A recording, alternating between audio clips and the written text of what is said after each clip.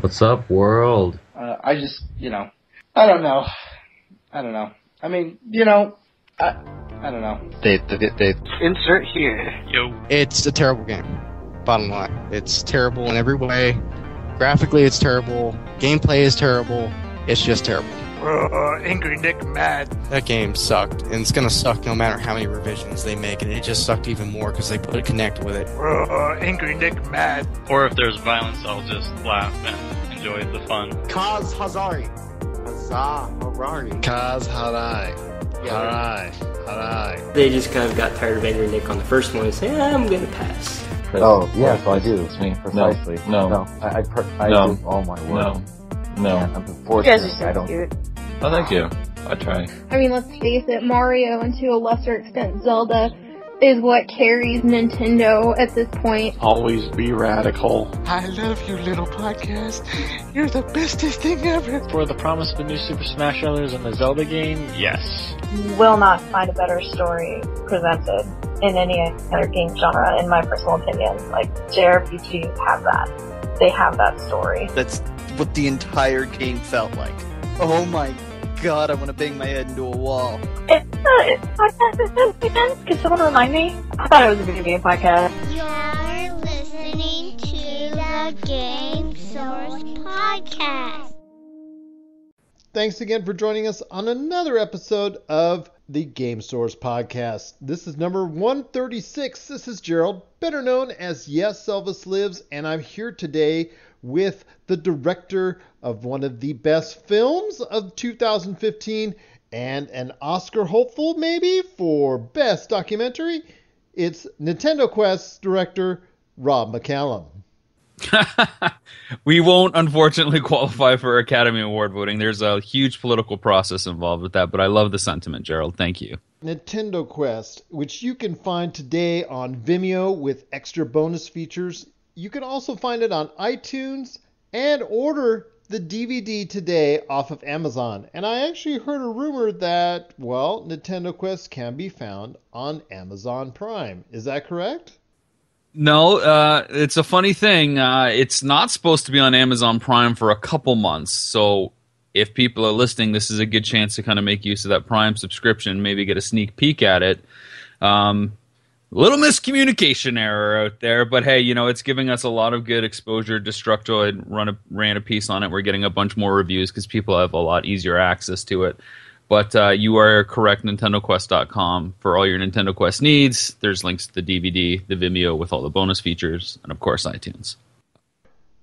We're going to talk about a lot of great things on this episode, including, well, the PlayStation experience coming right up soon. We're going to talk about our thoughts both before, because this was recorded for the most part before the PlayStation experience, and I'm going to share my thoughts on the end, just before the episode closes, my thoughts on the actual keynote address that will be made at that time. But first up, we're going to talk a little about the Game Awards. Rob, did you get a chance to check it out? I did. I wasn't able to catch it live, so I watched it yesterday morning, and I kind of preferred that way because if I would have been watching it on Twitch or YouTube, I'm sure I would have been inundated with social media comments at the same time. So it was a lot easier for me just to separate myself from that and kind of pick my own time, watch it yesterday early morning, and kind of just take it at my own leisure. And that way I could pause and stop as well as I needed. But I definitely checked it out. What was your opinion on the Game Awards 2015? Not just the winners per se, but the actual award show itself and the future of where that show may go. I like it. I think it's a first step that we need as an industry to help take awards and gaming a little bit more seriously. One of the detractions from it is that, of course, it's all fan voted, and I'd like to see something that's maybe a little bit more industry voted, like the Oscars. The Oscars are voted by people in each of the categories. So best editing is voted by editors. Best actors voted by a panel of actors, and so on and so forth. So the fact that it's still fan generated, it feels like the MTV kind of Nickelodeon Awards, and it doesn't have as much cachet because maybe with the right amount of press spend or marketing spend, you could get that.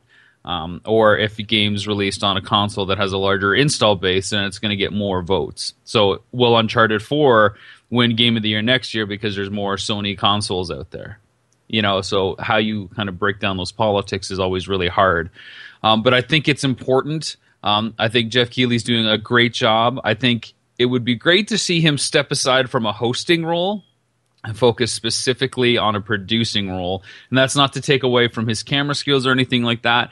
But like most award shows, you want to have a little bit of panache, a little bit of showmanship. And he's pretty kind of straight arrow. You can tell he just wants to get through it. He wants to hit all the marks and deliver, a solid experience. But there's no risk to make it a little bit more, I don't know, stagey. And it's a hard thing to do 2 years into its existence. So what do you say about possibly the future of the show itself, seeing how it is no longer on Spike Awards and are no longer using the high-profile actors like they've used in the past that supposedly have gaming ties or gaming preferences of some type? But there's so many people in the industry that are camera trained people that you don't have to go to an actor or a comedian. Just because the Oscars do that or the Tonys or the Globes doesn't mean the gaming awards. I mean, I would say take someone like Victor Lucas, and have him team up even with Tommy Tallarico, like the early days of Electric Playground, which they're running again on their YouTube channel. I believe a lot of the early shows. Victor Lucas is a guy who has spent like the last 15, 20 years doing nothing but gaming entertainment. Take anybody from G4 TV that has that on-camera presence that is a household name and put them in front of the camera. Not only will it legitimize it, but you also have someone who's actually speaking from passion. I think it's a great go-between instead of having to bring in a Hollywood name for the sake of an audience draw, and you'll be able to just deliver something I think that's a little bit more from the heart.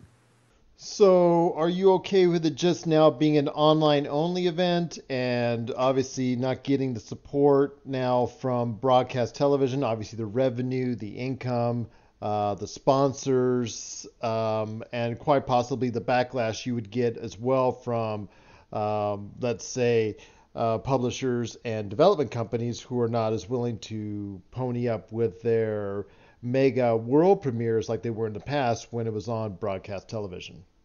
So this is going to be a dangerous thing that I say, but that's okay. And I haven't totally thought it out, and I'm sure I'll get ripped on for it, but that's okay. I think it's okay that it's an online thing only. I think it makes it a little bit more for us, by us.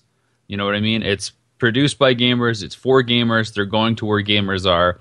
I think it became much more of a community feel because we could all log on online, watch it via YouTube, watch it via the e-stores, watch it via Facebook feeds and have group chats and talk one another.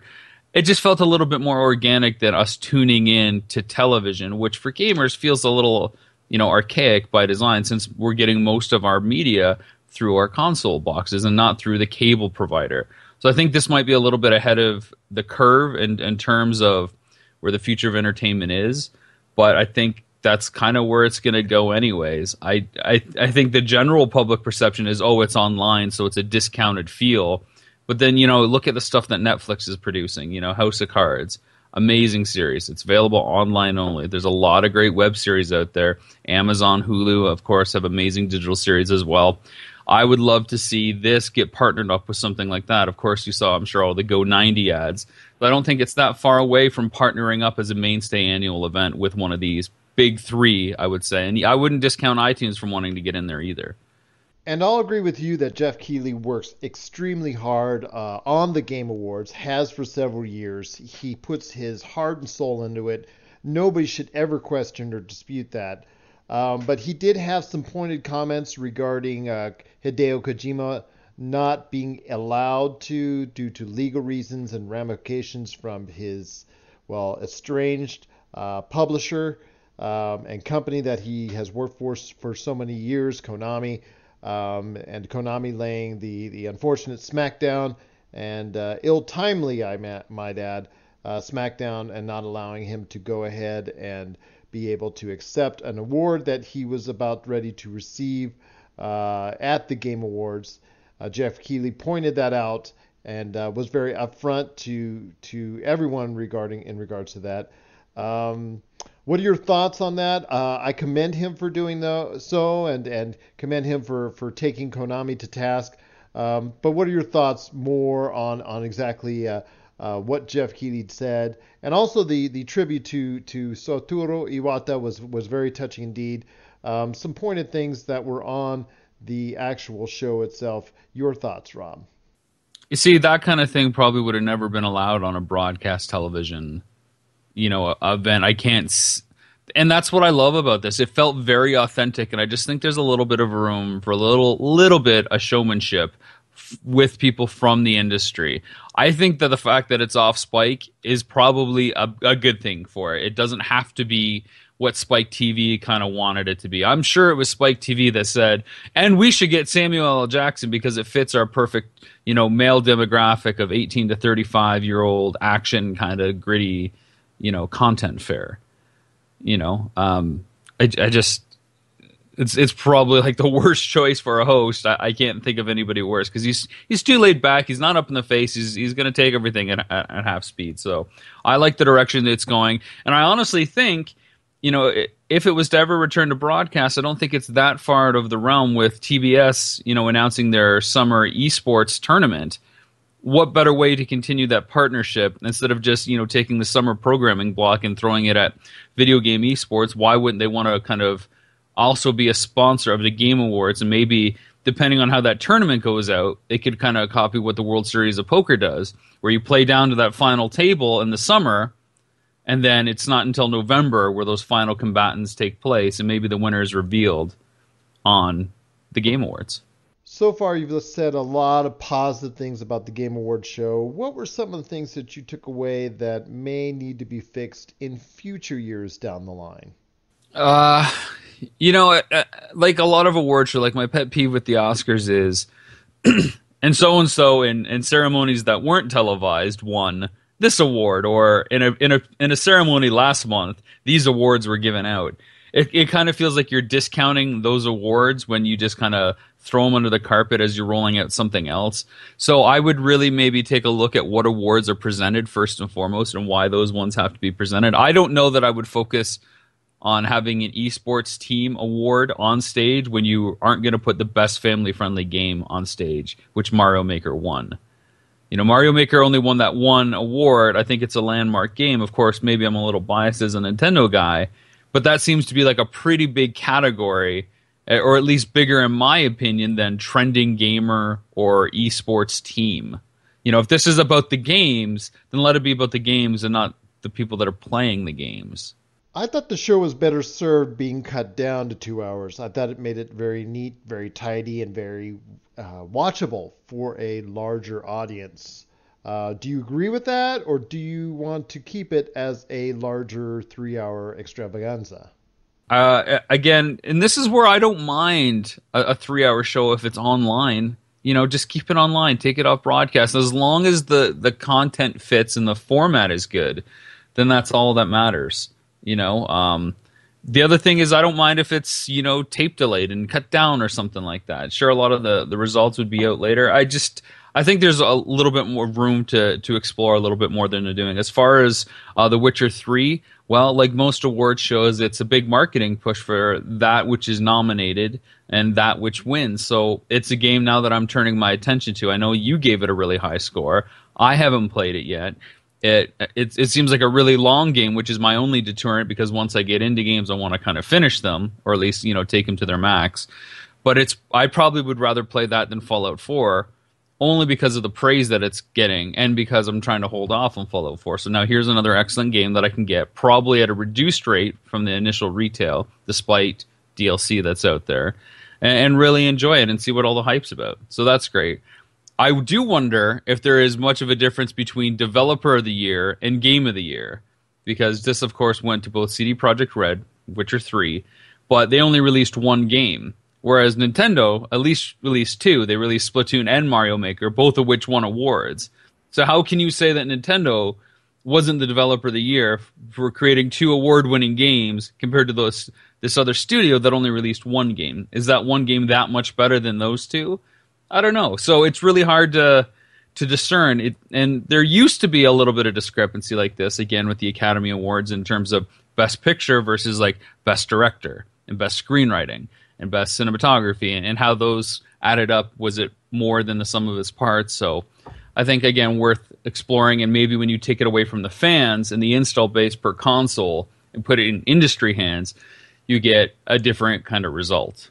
So what you're, again, trying to elaborate here on is the winners were chosen by the fans, and you want to see it more into the hands of actually industry experts or the industry individuals themselves, and developers, publishers, what have you, or the people within or that cover the video game industry, such as us here at GameSource, to actually go ahead and be the ones who decide to, give those awards and vote on those awards and make sure that they're given to, let's say, maybe not always the most popular choice, but always what we feel as an industry may be the best choice overall. Is that not correct?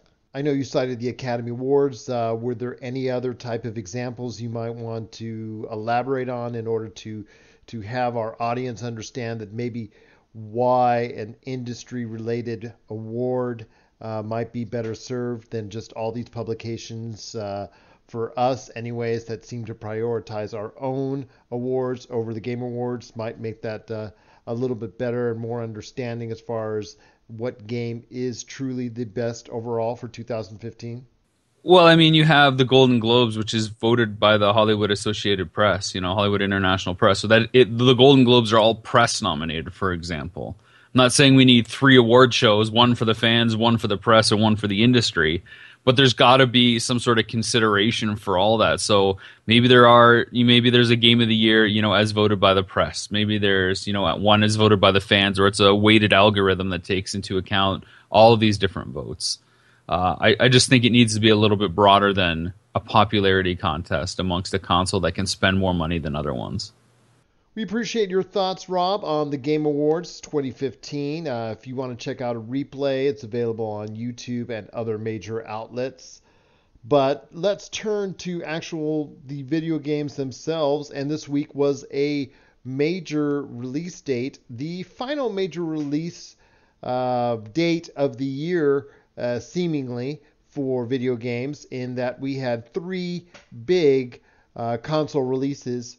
Let's start off with Xenoblade Chronicles X for the Wii U, Rainbow Six Siege, and Just Cause 3. And while it can be said that Xenoblade Chronicles X, whatever they make abroad in North America and Europe, is just all gravy from what they've already done in Japan, and the actual game itself is getting very good reviews, very strong reviews. Hopefully we'll be able to get more in-depth word on it from either Jeremiah or Aaron from us here at GameSource. But my concern is more with Just Cause 3 and actually Rainbow Six Siege as well. Both quality games. I'll be putting out reviews for them shortly on yourgamesource.com. Rainbow Six Siege did have a pretty decent support and advertising scheme. Just Cause 3 with Square Enix, not so much. So I'm kind of concerned more about that title. But basically the timing coming after Black Friday. December has been a very hit-and-miss time for releases in the past, with some thriving and some crashing in that period of time. But Rob, your thoughts on these games actually releasing so late in the year, and maybe could they have been better off being held back for the first part of next year? I think anytime that there's a good game that comes out, it should come out as soon as it can when it's ready. And I think that there is no wrong time for a good game to come out. A good game will draw its own audience. It missed the Black Friday sales hype, and I think that's okay because I think people wanted the discounted games. So by moving away from that, it was easier for them to find their own kind of spotlight in the just before Christmas kind of window.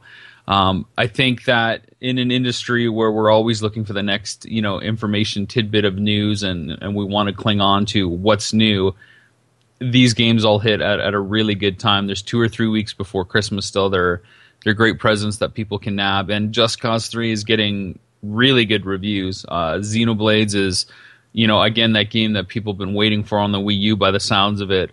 It's just a whole different experience for them. And Rainbow Six Siege is getting a lot of great multiplayer acclaims by the ways in which that you can actually destroy the environments and you basically prevent camping and use drones. So there's something great about each of those titles. Whether it hits perfectly or not, it's really hard to say. But I think the timing on them is okay, to be honest. I don't think it's a bad deal.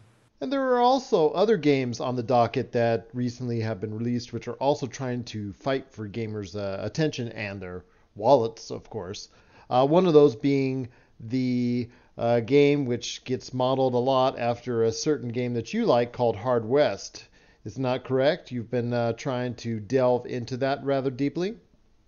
Yeah, very much so. This is a game that I'm trying to make time for. It's if you want to talk about a game that got caught between two rocks there, I had just finished Blood Bowl while I was doing a bunch of exporting for my projects that you mentioned at the top of the show. And now that those exports are done, I have to dive back in and hit deadlines before the Christmas rush. But I got to make time for Hard West because it's that Wild West, Lovecraftian, Cthulhu-ish kind of, Wild Western chess match, very akin to XCOM. And I'm going to try to do a review that does not mention XCOM because that's all I ever hear, including from their own sponsored Facebook post that says the best thing since XCOM 2 or something like that, or the best thing that tied you over until XCOM 2. So, I mean, my initial thoughts are, can you imagine if XCOM 2 launched when it was supposed to in late October, early November? There would have been no audience for this game whatsoever. So talk about fortuitous karma coming their way to be that perfect kind of holdover and actually find and develop an audience for this maybe burgeoning franchise. So that's interesting. Well, we definitely look forward to that on yourgamesource.com coming up. But, on top of all the projects you're doing, which includes the He-Man documentary, the box art documentary that you're doing in conjunction with Retro City Games, our good friends in Henderson, Nevada. Also, you're doing the biopic of the Canadian heavy metal band Kitty. And then also, of course, you've got one that you are very familiar with, a documentary called Missing Mom, which really, I from what I've seen as far as the short footage that you've shown from the trailers already, is going to pull at my heartstrings, and it's going to tug at a lot of other viewers' heartstrings as well. But speaking of trailers, I know you and I both have been made aware of the trailers that have come out within the past week with Captain America, Civil War, and also as well Batman vs. Superman, Dawn of Justice. I ask you really point blank, I know you've heard a lot about it. I know you've seen it. Or even if you haven't seen it, I know you know what's going on in regards to these films. So at what point is it too much being shown in these trailers? Because not only those two, but maybe even also as well Star Wars The Force Awakens, I know they've had little trailers here, little trailers there, little trailers here, sent all over the place, international, North American, TV trailers, longer trailers, super trailers, all these trailers that show additional footage each and every time. Is there too much being shown? I know a lot of people are criticizing the Batman vs. Superman Dawn of Justice trailer quite extensively because of maybe showing too much in regards to the characters themselves, their interplay within each other, the Wonder Woman reveal as far as it's concerned, and then also the reveal of Doomsday as the antagonist to what's going on in the movie. It comes down to this. Is there too much being shown? Can we just tell these movie companies to just stop showing so much? Is there such a need to be able to go ahead and reveal so much to the audience before it even is close to being coming out? Yeah. Yes, of course. I mean, I know people that are starting to swear off of trailers. And a lot of people, I remember leading up to The Force Awakens, which at the time of this recording is less than 2 weeks away now. And people were like, where's the new trailer? What's going on? And now it's the complete antithesis of that. It's like, slow down. There's too much crap out there. There's too much hype. I think if you want to look at an example of showing too much or maybe something that's unnecessary, look no further than, the Batman Superman trailer, in which Wonder Woman appears seemingly out of nowhere in a plot that's generated in the trailer that's supposed to be Batman versus Superman. So it feels like, wow, we're really trying to get people hyped about this, so much that we'll just throw this random idea in there, whether it's, warranted or not, just to showcase that, Wonder Woman is in here. That would have been more of a great thing, I think, to say for the film. Have a great talking point, have that launch into, the Justice League movie, for example. The only thing they could have done worse is show Aquaman. So I can tell just by, your reaction is that you're not a big fan of so many trailers getting out there and actually in a lot of cases removing a lot of that excitement from what you originally had in the first place. It's all out there, and I don't think the presentation for Batman Superman was all that great. I think it's won some people over, some people are a little bit more interested because there's some good character stuff. There's actually one or two solid lines of dialogue. Force Awakens, for me, I'm really divorced from all the hype. I'm just not that excited about it. So there's been so much that it's kind of started to have the reverse effect, but I'm not seeking it out, and I'm really just tempering my expectations. As I said to Jay on a previous episode of GamerCast, I'm like, how do you feel that you'll never be able to see all the Star Wars films now that Disney's involved, because Disney has openly said they're never going to stop making Star Wars films, and there's going to be one a year for eternity. And that was really depressing to hear that, you won't ever see the last Star Wars film, Sort of like the Call of Duty of movies. Yeah, essentially the Assassin's Creed release. So there's that. As far as Civil War, I feel like, where do you go from here after Civil War? That's the big problem, right? So you have Civil War, and of course it's going to lead up to the Infinity Wars or the Infinity Gauntlet or whatever they're calling it now. And those are like two of the biggest kind of comic book lines in the last, storylines in the last 40 years. So where do you go from that if your plan is to go to 2030 or 2027 or whatever their map takes? It's not saying that there isn't interesting stories or other heroes that have cool tales, but those are the biggest stories that have ever been told. And of course, X-Men's already done the Dark Phoenix story, more or less, and they're trotting down the Apocalypse storyline. So I don't know. I think it's maybe a bad move to try to do both of them so close. It would have been nice to see at least a 5 to 10 year gap between them. And superhero fatigue is at an all-time high. Definitely some fatigue is setting in already amongst fans, but, they're still churning them out, so we'll have to see. Once all three of those films come out, we can take a look back at it later in 2016 and see if it was not enough as far as the trailers were being shown, or maybe it was perhaps a little too much hype and a little bit too much given out there and put out there for audiences.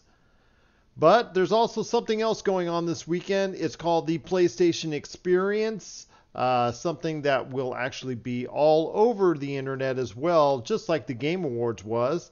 It is PlayStation's Love Fest to its fans. But the most important thing will be coming up very shortly. As of the original recording for this, it is going to be the keynote address. So, Rob, share your thoughts. My initial thoughts as I spoke to you originally before the Twitch feed for my audio went out. So that's why I'm re-recording a lot of this, and I do appreciate everyone's cooperation in listening to it. So I hope it's come out well this time. But Rob, just wanted you to share your comments regarding the PlayStation Experience, your thoughts on what might go down, and then I will interject later on with my thoughts on what actually happened and whether or not it was good for audiences and the gaming enthusiasts alike. But is there too much PlayStation VR that's going to be shown to audiences? Your thoughts just as the PlayStation Experience was about to begin. I think that's going to be the biggest thing. You're going to see them really start to push the VR component because it means another hardware and software sales that they can kind of, start throwing to their masses. They've got the install bases. They've sold the Razer, for the console, and they're selling Razer blades like crazy with the games, but now they want to sell another Razer that does another thing, and because it's gaming and it's new and everybody's wanted VR for the last 30 years, is it finally here?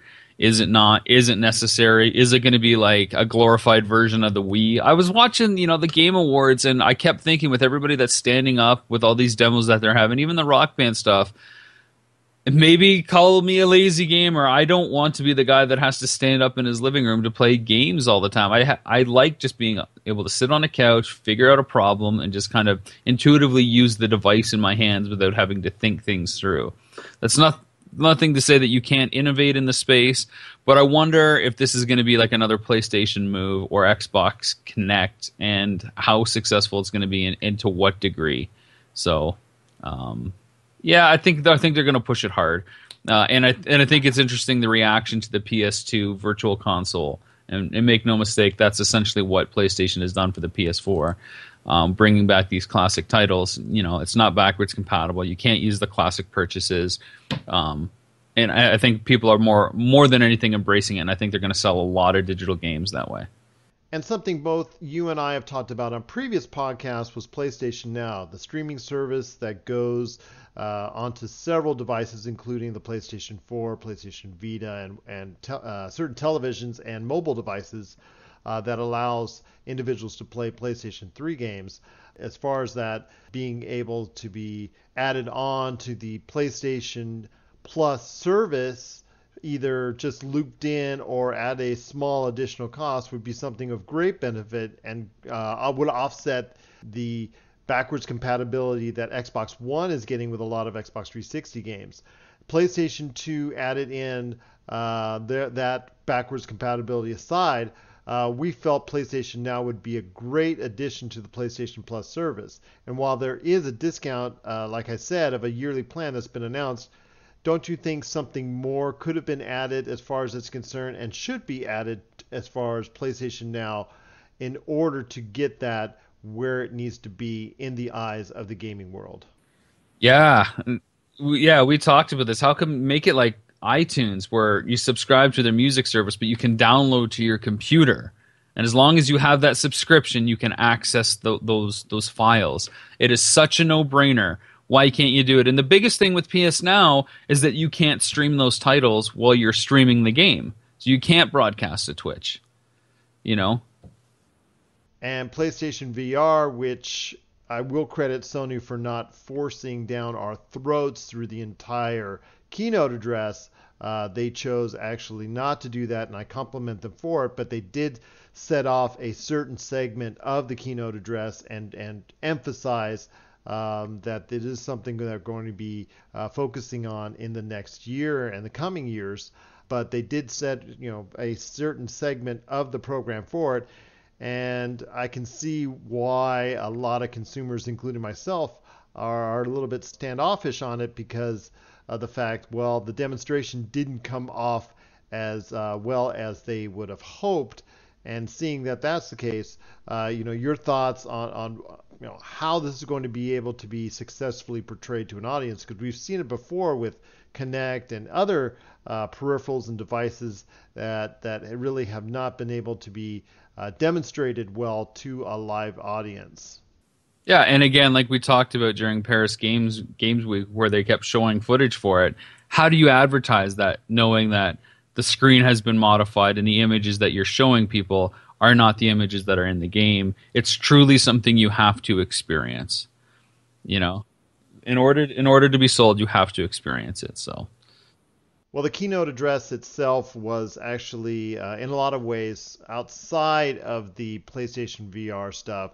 Really showed that it still has a lot going for it, including the fact that there was a ton of indie game reveals, which I know did get a little bit of criticism, because there was the hope that in its own special PlayStation experience that there would be a lot of AAA announcements, and there were some critics that were disappointed with it. But I feel, from my perspective, they announced a ton of games. There's a lot of great games on the way for PlayStation 4 owners. And if you're interested in getting something that's going to specialize in just getting a lot of games, PlayStation 4 is definitely a console you should consider. They did a great job, in my opinion, of just giving a spotlight to to a lot of developers that would normally not get the spotlight during trade shows like these. And in essence, there's so many trade shows, and I know, the head of Sony Worldwide Entertainment, as far as is concerned, he actually just suggested himself that there's just so many trade shows that you have to be a part of, and so many announcements that you have to make as far as games are concerned, that you just cannot have enough AAA games over the course of a year to sprinkle out for fans' taste. So that's why a lot of these great smaller development studios and great smaller games definitely need to have that spotlight shine on them. And just was nice to see. And the industry for a long time, indie games was a dirty word, and it's just great to see them get their time in the sun. And with PlayStation 4 and also Xbox One, that's also trying to put a better focus on them as well. It's just great to see so many of these games get a chance and get a bigger platform to succeed. That wraps it up pretty much for this episode, Game Source episode 136. But I want to talk about a couple things that before we go, that Rob is a part of, and also his cohort in crime, Jay and Glenn, are part of, is the great GamerCast. And also, if you get a chance, it's a weekly show. You check it out, GamerCast. For more information, you can just go to their Facebook page or check out GameSource, because we always have their latest episodes on our feed on Podomatic. I know if you're a Patreon customer, you get added incentives on that. Could you talk more about that? And also, maybe if you get a chance, talk more about Jay's special podcast as far as his concern, with the Star Wars and his Star Wars related podcast called A Galaxy Far, Far Away. But for first, just tell us a little bit more about your, the things that you offer for your Patreon customers for your successful show, GamerCast. It's pretty simple. Just go to patreon.com/gamercast, and $1 is the price of admission per month. So $12 a year. This last week's episode got an entire hour-long section that was only available to Patreon. So it was essentially like a 2-hour show, but everybody else in the public got like a 50-minute version. So for $1, not only for last week's episode are you getting an extra hour plus all the archive stuff, you're getting at least 20 minutes on average per episode, plus a bunch of perks when we do live events and hangouts and stuff like that. It's really a no-brainer for $12 for a year, $1 a month. It's the price of admission is easy, and then there are other options as well. Like if you want us to plug your web show, your Kickstarter project, or whatever you're doing out there, we'll do that at various tiers. So that's pretty exciting stuff. And once again, how can they find out information on the best documentary of this year, Nintendo Quest? And it's funny that you're saying this year, because we're going to have to say last year soon, which is really strange to me. Just go to NintendoQuest.com. There's a big Watch Now button. There's other links to the DVDs, to the DVD right on the main page. You can't miss it. And worst case scenario, if you have a question, reach out to us on Facebook or Twitter. We're around. It's pretty easy to find us. NintendoQuest.com. And I know as of late, you have gotten into the streaming craze just a little bit, perhaps.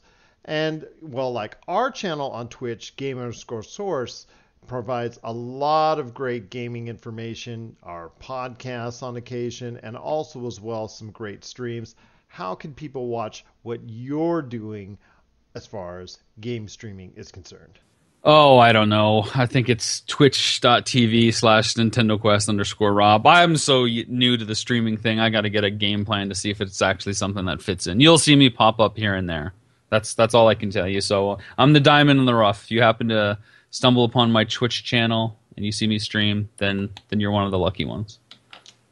Well, Rob, we definitely want to thank you for joining the podcast today. This is Game Source Podcast 136. I'll give some shout-outs for as far as us is concerned to close this on out. YourGameSource.com, our home site. GameSource on Facebook, which provides, along with @GameSource on Twitter, we provide literally hundreds of news stories on the video game industry each and every week, along with our own pointed thoughts and reviews on a regular basis. So check it out. Follow us, like us, subscribe to us. GameSource on YouTube, @GameSource on Twitter. GameSource on Facebook, and obviously check out our home site, yourgamesource.com. So for Rob McCallum, director of the world's best documentary this year, Nintendo Quest, this has been Gerald, better known as Yes Elvis Lives. We want to thank you for watching, want to thank you for listening. It's another beautiful day in paradise, and we hope you have yourselves a great day. Do you love games, breathe games, and bleed games? Then this is the crew for you. If you are interested in editorial, podcasting, live events, and exclusive content, make sure to hit us up at info@yourgamesource.com and become part of a team that is dedicated to delivering all the greatest and latest in gaming news and content, all here at yourgamesource.com.